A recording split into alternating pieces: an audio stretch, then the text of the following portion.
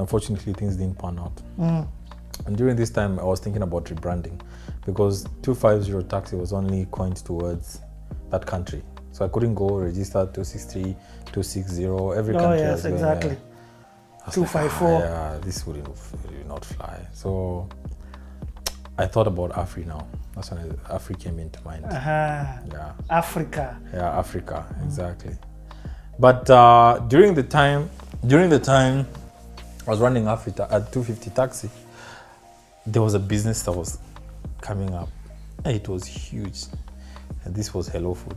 Yeah. So Hello Food is now Jumia Food. So can I tell you something very funny? Yeah. Hello Food, we took over the office.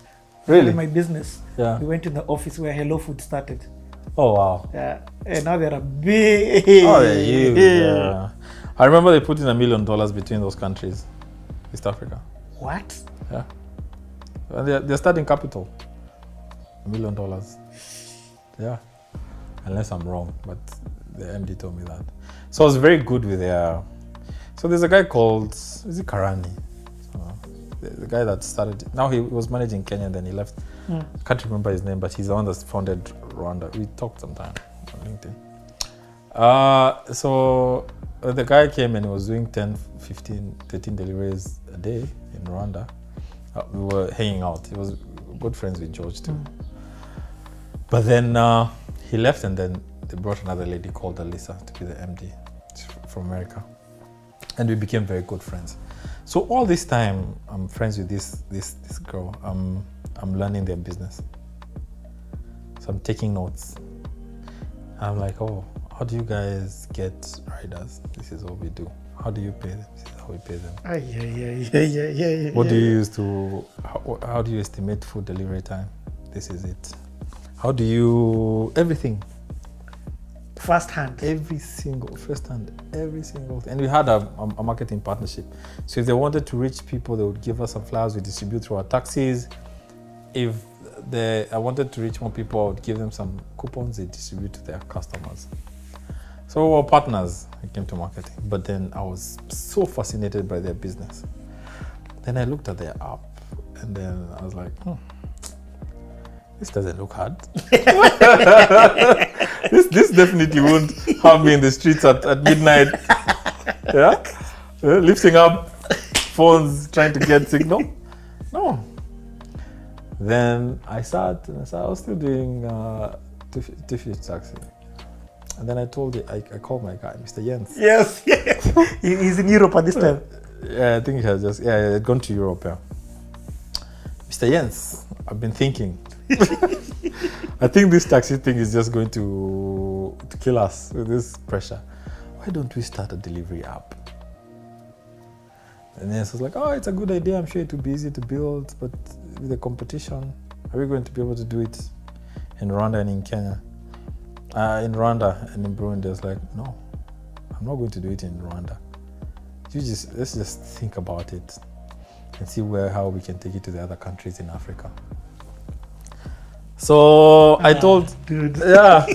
Good story. So once again, MVP, minimum viable products. Very simple code, very simple basic stuff. So Jens built it. Yep. Yeah. And at this particular point, when I was in Rwanda, I had met a guy called Ido. So Ido is a very good friend of mine. He lives in Zim now. He's from Zimbabwe. So he was there, he had a store there, and we had built a relationship. And I told Ido, I've been doing this. So Ido was always telling me, oh, let's launch 250 taxi in Zimbabwe. There's an opportunity here.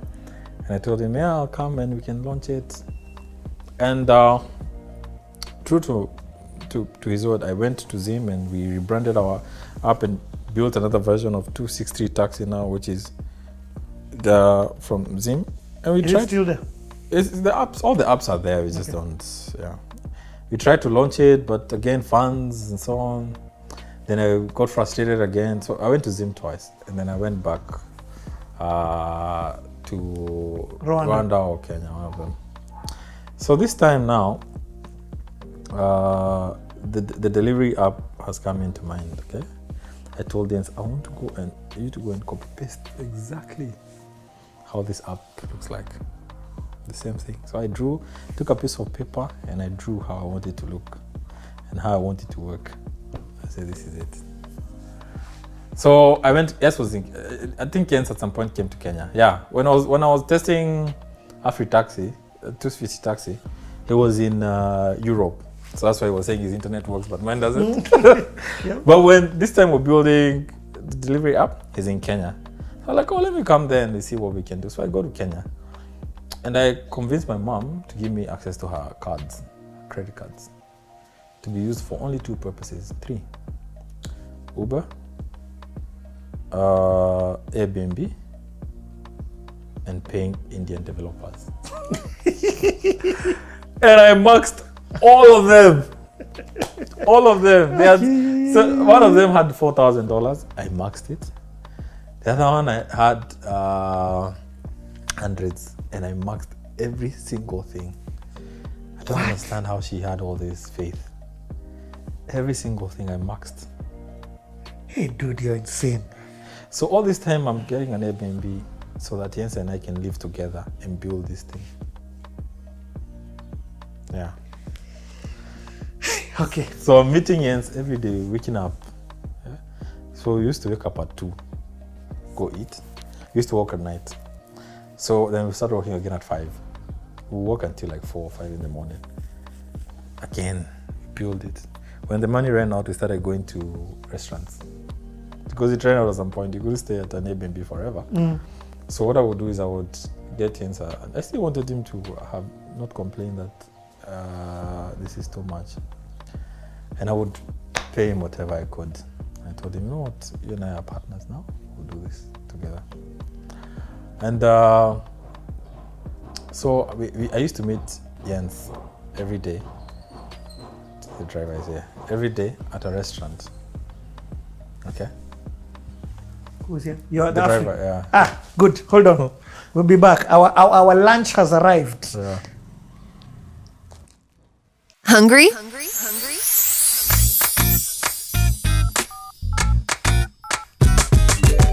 Order your favorite meals and drinks from hundreds of restaurants through the best app and have your food delivered to your doorstep.